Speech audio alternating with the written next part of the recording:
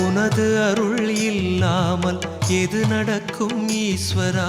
பௌர்ணமியில் பக்தியுடன் கிரிவலமாய் வந்திடுவோம்.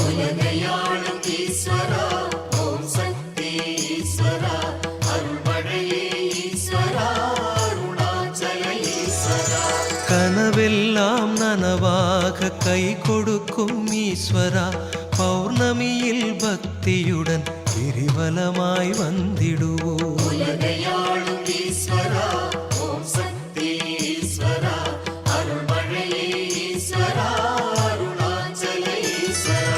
மனமுருக வேண்டிக் கொண்டால் மனமிறங்கும் ஈஸ்வரா, பௌர்ணமியில் பக்தியுடன் கிரிவலமாய் வந்திடுவோம்.